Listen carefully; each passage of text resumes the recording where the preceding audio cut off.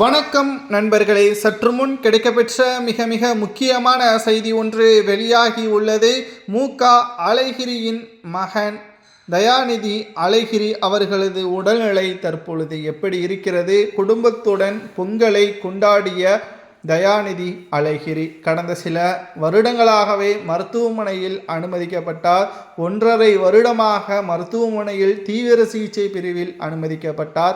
America சென்று தீவிர சிகிச்சை மருத்துவர்கள் செய்த அனைத்து விதமான முயற்சியின் காரணமாகத்தான் தற்பொழுது நேற்று முன்தினம் பொங்கலை குடும்பத்துடன் கொண்டாடிய போட்டோக்களும் சமூக வலைதளங்களில் வைரலாக பரவி வருகிறது.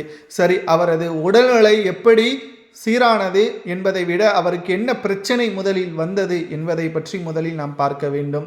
தமிழகத்தில் போதை மருந்துக்கு அடிமையாகி தமிழக மக்கள் குடும்பத்தினர்கள், எளிய குடும்பத்தினர்கள் பலரும் உடல்நிலை குறைவின் காரணமாக பல்வேறு சோதனைகளுக்கு உட்பட்டனர்.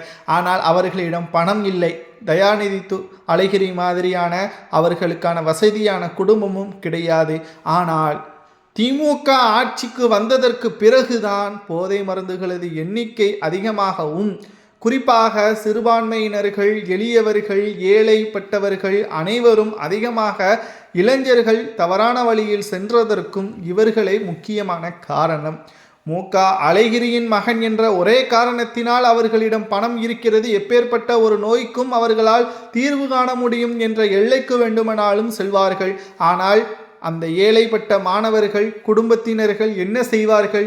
அரசு மருத்துவமனை தான் அவர்களது இறுதிக்கட்ட போராட்டமாகவே இருக்கும். அதற்கு பிறகு இறைவனின் நாடியது நடக்கும் என்று அவர்களது முடிவை விட்டு விடுவார்கள். தற்பொழுது இந்த கொடுமையான செயலுக்கு மூலகாரணமாக இருந்தது யார்? தயாநிதி அழகிரி அவர்களுக்கான ஒட்டுமொத்த நிதிகளையும் மக்களின் ஆதரவுகளும் திமுகவிற்கு கொடுக்கப்பட்டதுதான் தற்பொழுது சமுதாயத்தில் போதைகள் அதிகமாக விற்கப்படுவதற்கு காரணம். அதிகளவு போதை பழக்கத்தின் காரணமாக வீட்டின் மாடியில் இருந்து கீழே விழுந்ததில் தான் அவரது தலையில் ஏற்பட்டுள்ள அதிகமான காயத்தின் காரணமாகத்தான் ஹோமோஸ்டேஜிக்கு சென்றார் தயாநிதி அழகிரி அவர்கள். தற்பொழுது ஒட்டுமொத்த சிகிச்சைக்கு பிறகும் அவர் நலமாக வீட்டிற்கு வந்தாலும் அவ்வப்போது அவருக்கான பிரச்சனைகள் இருப்பதாகவும் தகவல்கள் கிடைக்கப்பெற்றுள்ளது. ஆனால் பணம் இருந்தால் என்ன, ஒரு வெளிநாட்டிற்கு சென்றும் மருத்துவர்களை சந்தித்து வைத்தியம் பார்க்கலாம்.